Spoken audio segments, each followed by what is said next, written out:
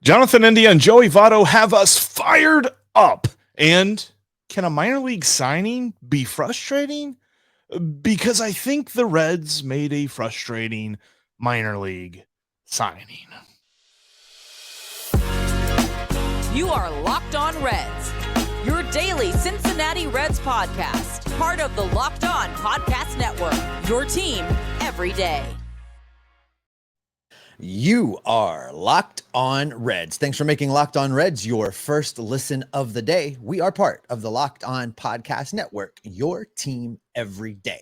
Locked On Podcasts are free and available on all podcasting platforms. I'm your host, Stephen Offenbaker, alongside Jeff Carr, and we are die-hard baseball fans. We have a passion for the Cincinnati Reds. We have taken our love of the game, our passion for baseball, and we have turned that passion into information for you. On today's podcast, we are going to be talking about comments that Joey Votto made out in Arizona surrounding his future and the team's performance. We're also going to dig into what Jonathan India had to say about his role on the team and what we can expect to see from him in 2023. We're going to finish all this up by digging into what I am sure is Jeff Carr's favorite signing of the year that the Reds have made. And it's going to be David Bell's favorite signing because they brought back his ninth inning guy in Hunter Strickland on a minor league deal with an invite to big league camp. We're going to have a lot more on that coming up. But Jeff, I think where I want to start today is with Joseph Daniel Votto, because he said some things out in Arizona. Yeah, Joey's making it clear, and we've talked about this before, that he made it clear last year too. The Reds are not going to have an easy decision when it comes to Joey Votto at the end of this year, because he is motivated. He is ready for a big season. He talked a lot. There was a great article that, whether you're looking at the Enquirer, MLB.com, there were a lot of great quotes from Joey Votto as he showed up to camp over the weekend. He had his first, batting practice in the cages and things like that on Sunday. And of course, today is the first day of full team workouts, so he'll be out there as well. The quick news was, his recovery is going well, but not well enough that he's going to be a part of these first couple of spring training games. So don't expect him in the lineups and the starting lineup, coming off the bench, whatever. Joey Votto's not going to be playing in these first couple of games. But he did say that his recovery is going well. However, I love this because he was asked the obvious question. I mean, what, Steve, if you were asking Joseph Daniel Votto shows up at Goodyear, first question you ask him, what is it?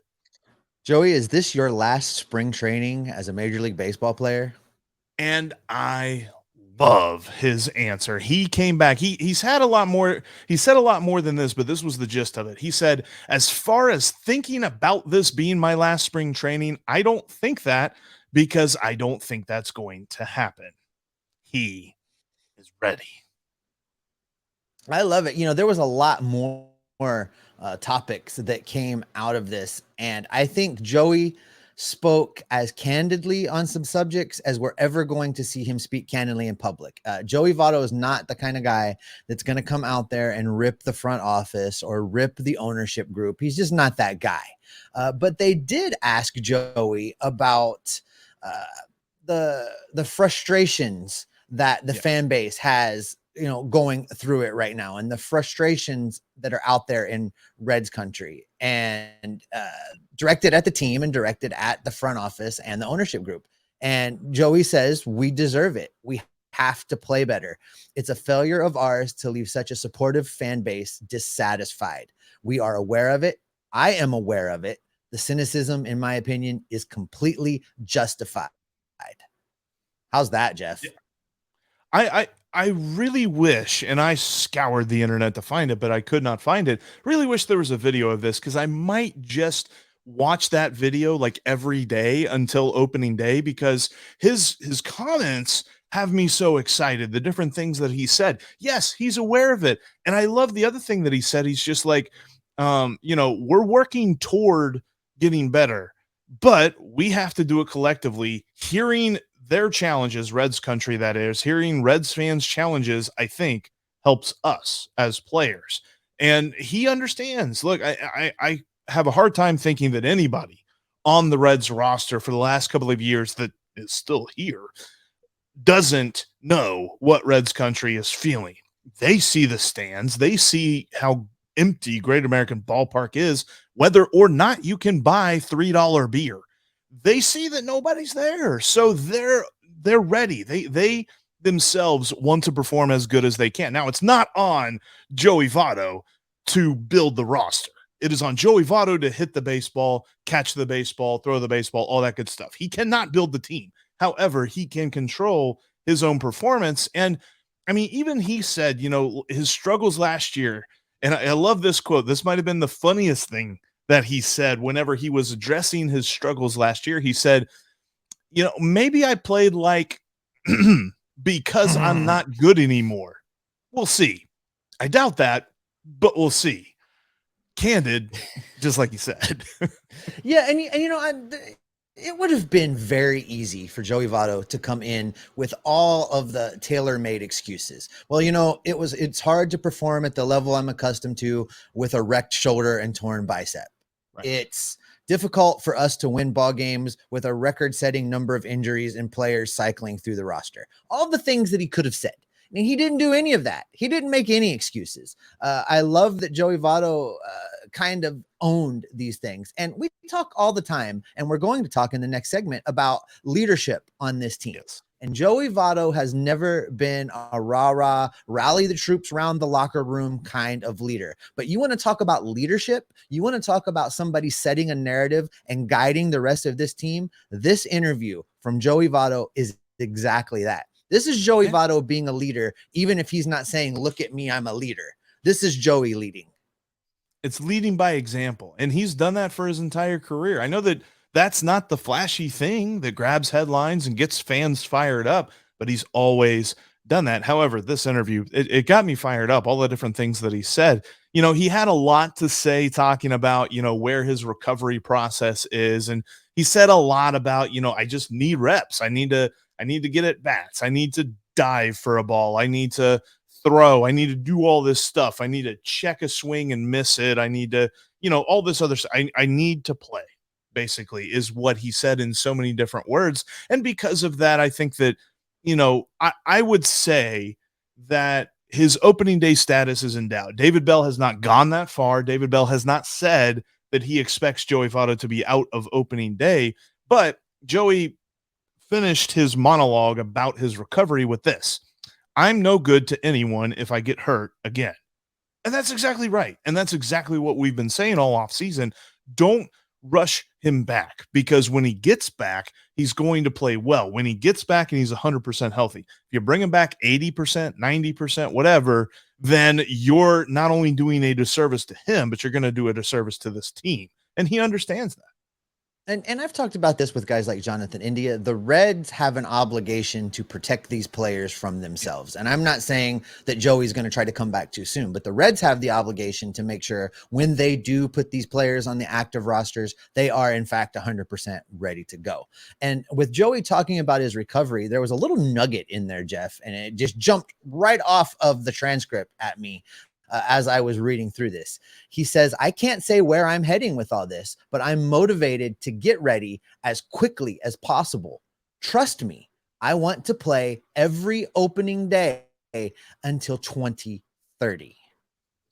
2030. You heard me right. 20. Did you miss say 2023? I did not. Joey Votto wants to play until his mid-40s. He says he wants to play every opening day until 2030, which leads us to the interesting possibility, Jeff, that the Reds may be able to get something done with him. We've talked what's going to happen with this extension. I can't see outside of an MVP type season that the Reds just pick up the option. No. But if Joey wants to play, the fans want Joey to play, Joey wants to play longer, could that set the table for a lower dollar amount, longer term extension to keep Joey Votto as the designated hitter in Cincinnati for 2 or 3 more years at least?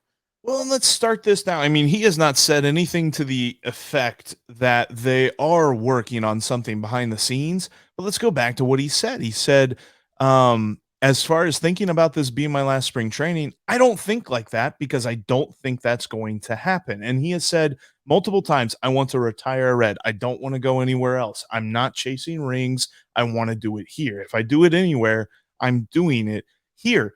And the $20 million option, I know that we've talked about this a lot ad nauseum, but think about this. That was something that was put in place whenever he signed that contract extension, what feels like a million years ago.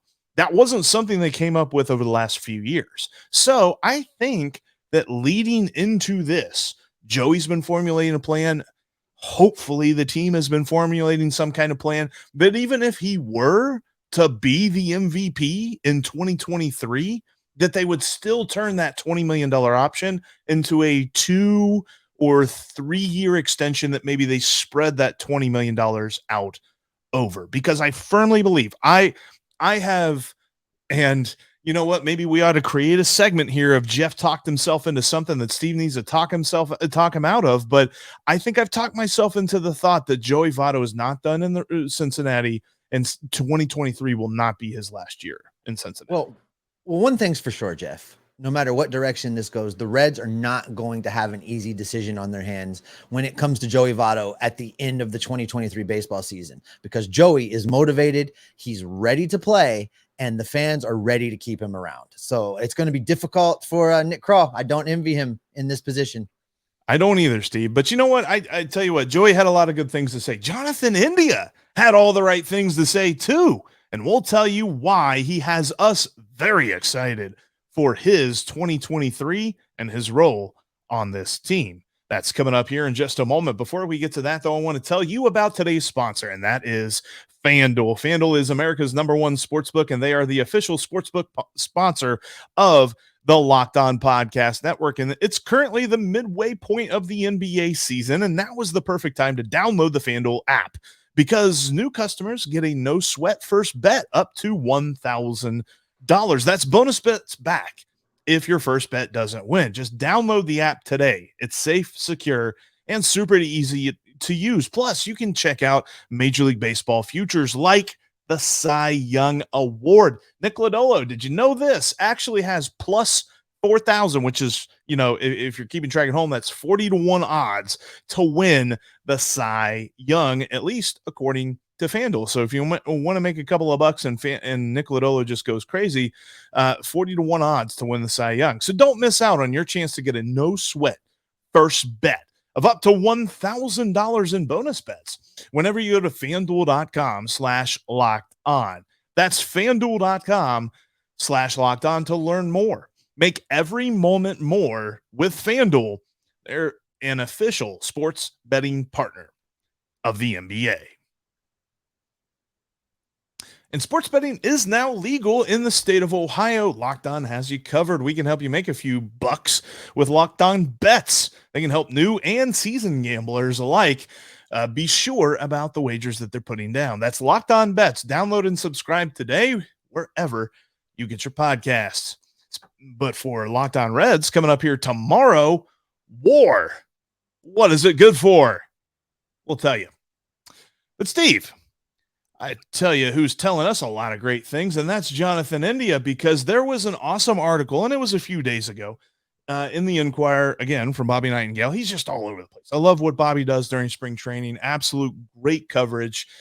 You got to follow Bobby, at the very least on Twitter. I think he's on that Post, like the social app that people are trying to get to because it works, and Twitter doesn't like to sometimes.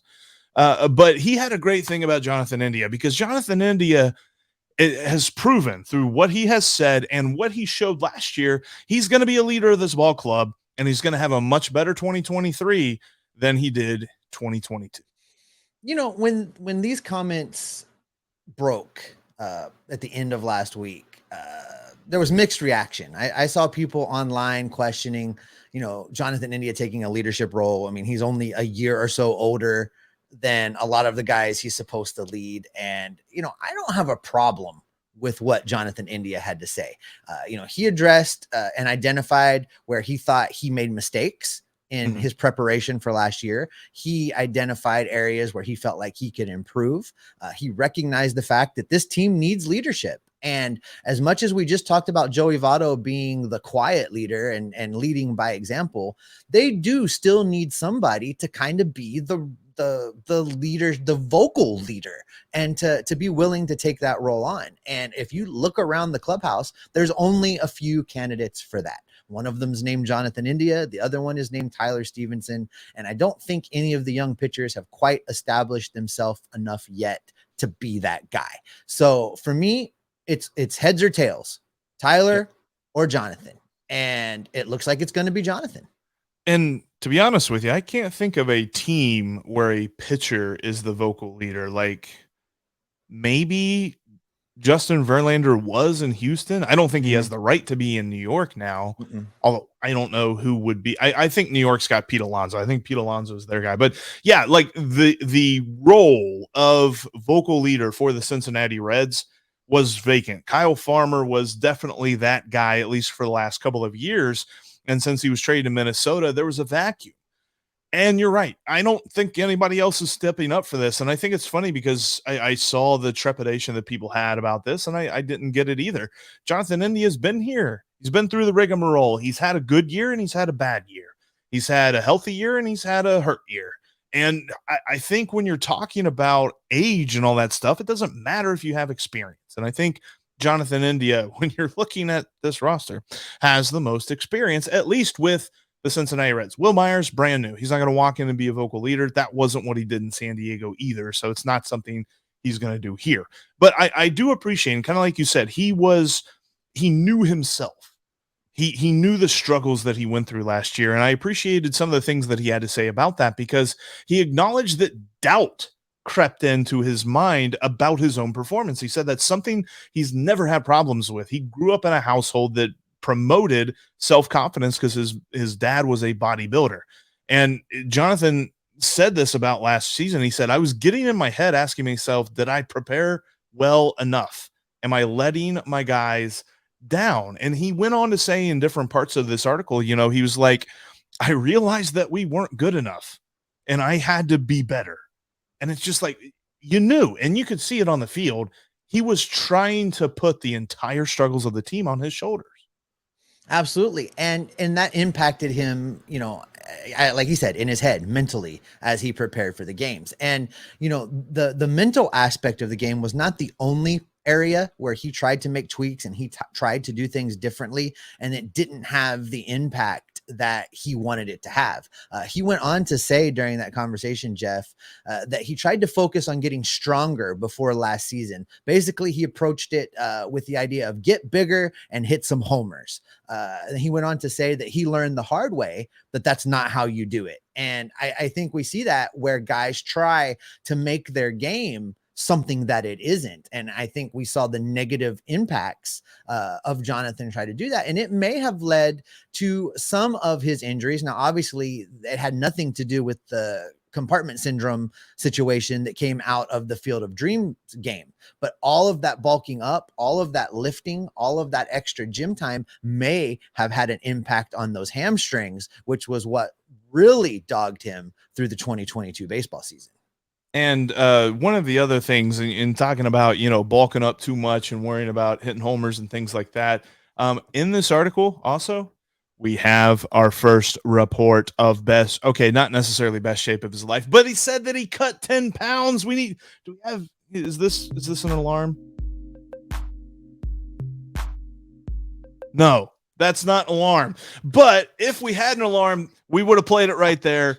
Oh my gosh, he's cut 10 pounds. In fact, he talks about like his game style is that of grit, that of tough, that of playing hard. And he couldn't do that with his body style last year. So cutting the 10 pounds is a huge thing, but also the mindset, because he talked about changing the mindset, not only of him, but of the team.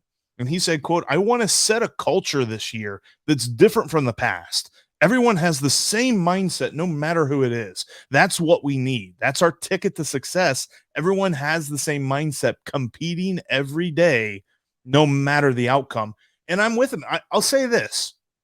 Probably one of the biggest compliments you could give a 100 win or a 100 loss baseball team. I wish they were 100 wins. 100 loss baseball team was that they didn't seem to give up. there weren't points where you're just like, oh, they're not even trying out there. Like this game was over in the second inning because they stopped playing. Like I don't remember too many games where I said that. And the fact that he still acknowledges that and he's just like, we're coming in and we're competing every single day, that's huge. No, this team remains scrappy. In fact, that last summer trip through, when you and I were hanging out at the ballpark, how many walk-offs in a week? There were like 3 walk-offs that week where I was there.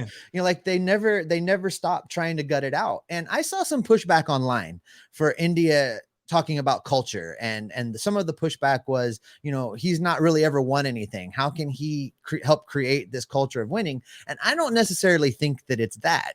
You know, the Reds will create a culture of winning by getting better and these prospects developing and putting talent on the field. But what India can do as a vocal leader of this team is keep it crystal clear that he will not accept people quitting or they'll get called out, that the winning is what's important and the losing is not acceptable. It may happen, but it's not acceptable, and they're not going to become complacent, and they're not going to, you know, I imagine this is the culture he's trying to create is if you go get your doors blown off and lose by 9 runs, you're not partying in the clubhouse after the game. Things like that. You know, you're trying to improve, you're trying to get better, you're trying to drill down and find ways to be more successful. And I think India can help lead everybody else to those goals. My favorite thing that he said, India is telling the team to play with an edge. He's encouraging everyone to show emotion on the field, even if outsiders view it as too much emotion. I wonder what that's going to look like against the Pittsburgh Pirates, because I feel like they were the one team that really hated it whenever we showed emotion. But then again, Clint Hurdle's not their manager anymore, so I don't think that's going to be that big. I still think there's probably not a lot of a love between those two franchises for sure. But there's one more piece of this, and I would love to get your take on this, because there was a question that was framed to him, and basically it was about people writing off the Reds before the season even started. And I wonder if this is a coded question. Is this a question of the fan base writing off the Reds before they've ever thrown a pitch? Or was this a question about Phil Castellini's comments to the Rosie Reds group about the Reds being out of contention before the season even started? Before we even reached opening day, Phil said there is no hope. And Jonathan India had interesting response to the question of people writing him off. This was not specifically posed to him about Phil Castellini, but I wonder if there's undertones to it. Here's what Jonathan had to say. He said, there's already good energy, and that's what we need. A lot of good, gritty guys. That's a scary sight. On paper, we don't have anybody that stands out. We don't have this guy gets millions of dollars type of player. There's nothing like that. When you have a group like that trying to earn something, it's scary. We're going to prove a lot of people wrong this year. Can you read between the lines there a little bit, Jeff? Or am I just trying to see something that's not there? I think I can. And I think it's more so, you know, aimed at outside criticism. I can see how it does pertain a little bit to Phil Castellini, but like a huge thing. And there was something on Twitter today. I forget who tweeted it, but it made its rounds around Reds country because it was officially reported that the Reds were the team in Major League Baseball that cut their payroll the most this offseason, percentage-wise, number-wise, all that good stuff. The most percentage of payroll came off from the Cincinnati Reds payroll compared to any other team.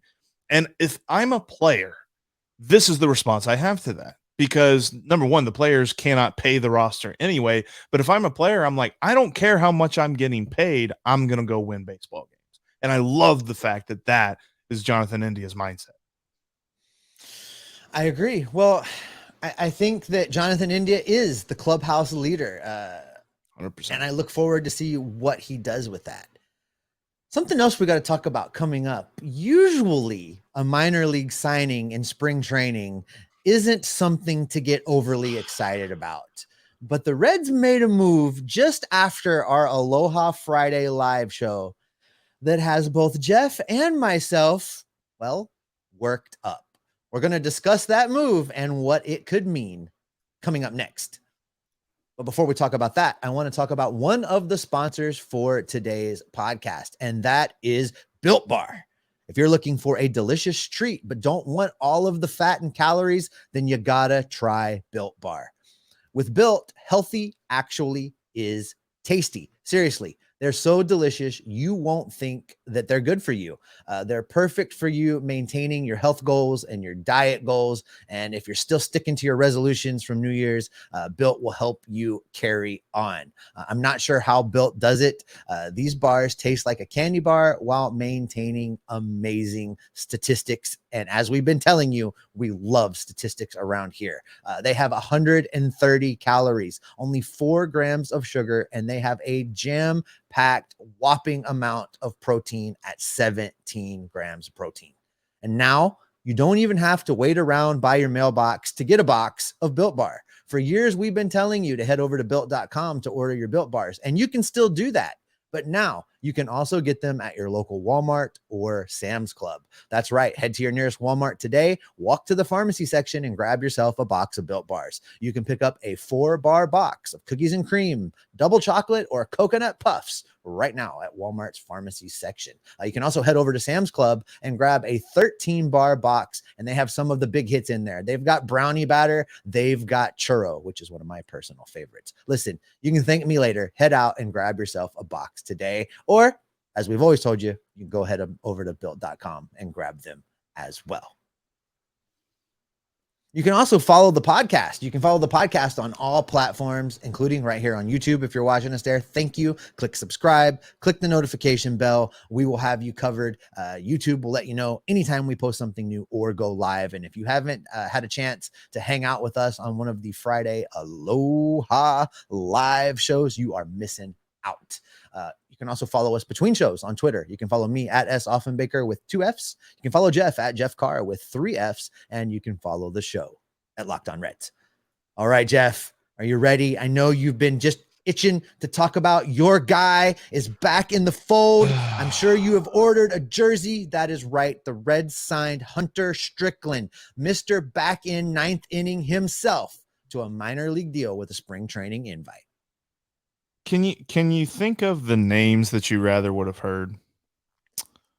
Rather would have heard Jeff Hoffman. Rather would have heard, Yes. Let's see. What about Heath Hembry? No. Sorry, I'm not willing to go that far. What about let's go back in time. Let's say they're still viable. Would you rather have heard Todd Coffey? Oh, sure. Ross Ollendorf. Maybe. And here, listen, Jeff, let's set this up a little bit, because people are probably looking at Hunter Strickland's career and his numbers and like, well, hey, this is a minor league invite signing. He's not horrible. It's not, his numbers aren't that bad. Why are you guys so worked up? Here's why we're worked up. He pitched in 66 games for the Cincinnati Reds in 2022. Of those 66 games, 35 of them were the 9th inning. He finished 35 games for the Reds. He earned 7 saves over those 35 games. He gave up a lot of runs, allowing inherited runners to score. Listen, I know his ERA wasn't terrible. I know that you look at his numbers, a quick glance at Baseball Reference says, oh, well, you know, a 4.91 ERA in 66 games for this horrible team, that's not that bad. The numbers are deceiving with Hunter Strickland. And my problem with this signing is less about his stats and what he could do if used correctly. It's that I don't think David Bell can use him correctly. Whatever it is, whether Hunter Strickland has some dirt on somebody or these guys are just good drinking buddies, I don't know. But Hunter Strickland found himself in so many situations last year that he had no business being anywhere near on a baseball field. We know who he is, right? Like, and we say it all the time, relief pitching is a fickle thing. Maybe he can bounce back, blah, blah, blah, blah, blah. Steve, I'm going to show you something. And this is from baseballsavant.com. And just for everybody, so for YouTube, I'm about to show a graphic, but for everybody on the audio side of things as well, this is a graphic from baseballsavant.com. And Steve, what do we know about Baseball Savant? We know that you can look at this graph and you can look at Baseball Savant like you're watching a Reds Brewers game. Milwaukee versus Cincinnati. Blue is bad, red is good. There's a whole lot of blue on this diagram. I mean, and in bad places too. Like, sure, okay, fastball velocity, it's in the red. Yeah, that's nice. Fastball spin, yeah, it's in the red. That's nice. Whiff percentage, it's kind of it's like pinkish red. It's okay. Everything else is blue, and it's not like we're talking about a guy who's gotten unlucky. It's not like we're talking about a guy who should have been a little bit better, but just didn't have the big enough sample size. All this other stuff. We know who he is, and my hope. My single solitary hope with this minor league signing is that he was brought in because the Reds have a number of relief pitchers out on the World Baseball Classic, and he's just going to be an extra arm. That's what I hope, because God help us if we break camp and Hunter Strickland is on the rise. By the way, I scoured the internet. I don't know if maybe you saw this or not, but I scoured the internet to find this. Is there a clause in his contract about games finished? Because, oh my gosh, if there is. We talked about that last year. For those of you that may not pick up on that, he did have that clause in his contract last year. Bonus. Sometimes Jeff and I were speculating that David Bell was just trying to help the guy get paid because the team was so bad. I don't know. Because again, he was used in a lot of situations. He had no business being anywhere near. So, that brings us back to David Bell, Jeff. And do we believe that David Bell will have the ability to use Hunter Strickland correctly if he does somehow make this roster out of camp? Will David Bell use him as a, middle innings guy in situations that aren't very high leverage? Well, the problem is, in the article that I read, at least, from Mark Sheldon, he was talking to David Bell about Hunter Strickland, and David Bell was in love with the fact that Hunter Strickland was one of two players, the only pitcher to be on the roster all season long last year and not require an IL stint. In fact, David Bell made the quote he was talking about. He's just like, you could pitch him 3 days in a row and then he's ready to go the fourth day if you need him to. And it's just like, oh my gosh, David Bell really likes this guy. And I think if he's got a say, I think he's going to add him on the roster. But David Bell also had this to say about the roster. He said, we're looking for the best 13 guys. They're talking about pitchers. We're looking for the best 13 guys to break camp with. Remember, you're limited to 13 pitchers on your 26-man roster. There's a priority of filling out the 5-man rotation. Hopefully we have guys that show they can be a 6th starter early in the year if something comes up. If the guys that don't make the rotation very easily could be the best 13, I want Connor and Justin to get every opportunity. That's Connor, Overton, Justin Dunn. They're candidates. Luis Sessa is the same way. Those guys could easily shift to the bullpen. Okay, so we just made 3 names. We had 3 names that if they're not in the rotation, they're going to be part of the bullpen. And then you have Alexis Diaz and Lucas Sims. All right, we're up to 10 pitchers already. We've got 3 more spots. I really hope one of those spots don't go to Hunter Strickland, because if you're breaking camp with the best players on your roster, the best 13 pitchers on your roster, I'm going to go out on a limb and say Hunter Strickland is not one of them.